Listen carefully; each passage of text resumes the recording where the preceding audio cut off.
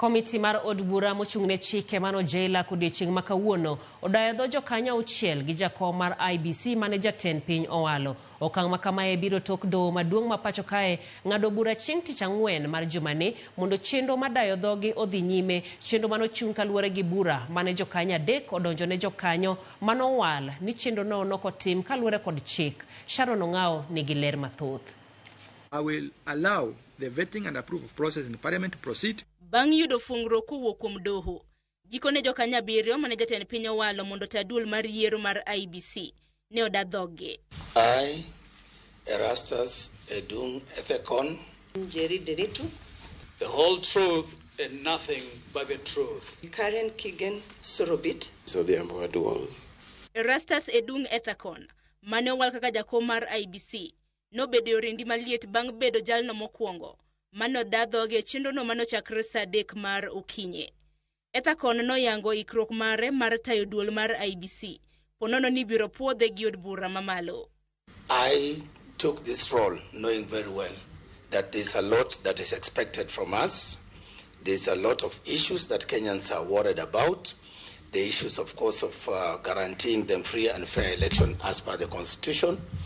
The issues of credibility, the issues of trust. We will play our role as IEBC. I will play my role as chairperson in the sense that I will be guided by the Constitution of Kenya and the laws of Kenya. And that through that fidelity to the law, I should be able to follow all the laid down processes. Kaluwore gi liet mar komne, kako osebedo kanenore kind thuolo mag yiero mokalo. Erastus oyango moko kuom lokruok mochano kelo e duol mar IEBC. Leo ran away to South Africa if you bugger the election and you leave us fighting one another. Chair, this is my country and I love it very much. That is why I came back and that is why I want to continue serving it. I am qualified because I'm a legal practitioner in the field of human rights and human rights law. Once confirmed as chair and I take that oath of office, the moment I take that oath of office, I will know I have crossed just from being a mere citizen, enjoying rights in this country, but I will immediately become a duty bearer as the chairperson of the IEBC. E kindego Erastus bende noyudo pek mar duoko moko kuom penjo kaluwore gi tudruok mare gi jotelo mamoko. Mano penje kanyalo biro thiro tije e kind thuolo mabiro. Rabonanok, when I worked with him as the county attorney for Turkana while he was serving as the governor. And I worked with him for 4 years, and our relationship was purely professional.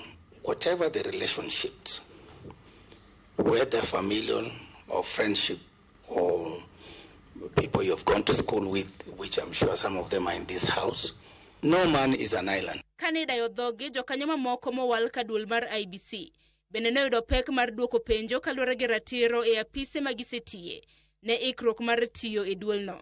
Kata kamano, ne gichiwo moko kuom paro manyalo bero kaka itayo duolno mar IEBC. Bringing in expertise in boundary delimitation because it fits in very well with my area of specialization as an expert in surveying and geospatial sciences.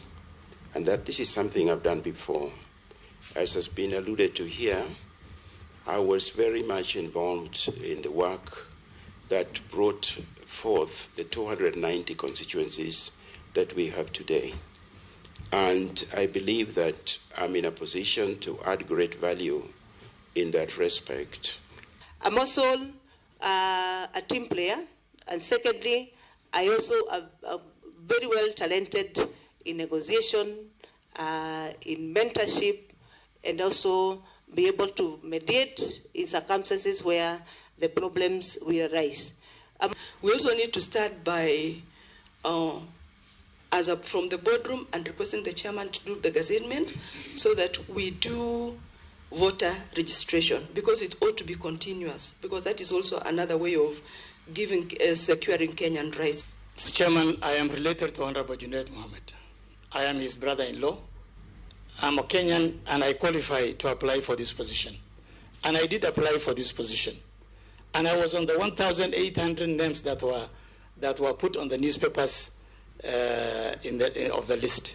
And I applied, My name was on the list of the 1,800, and there it is.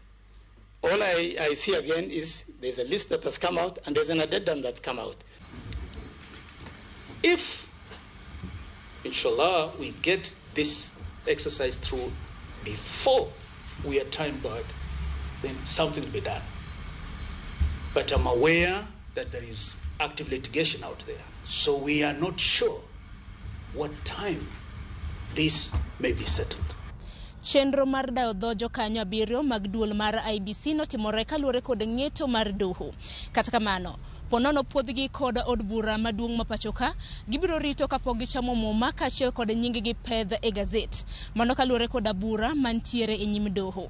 Sharon Ong'ao, Ramogi TV, Bunge Towers, Nairobi.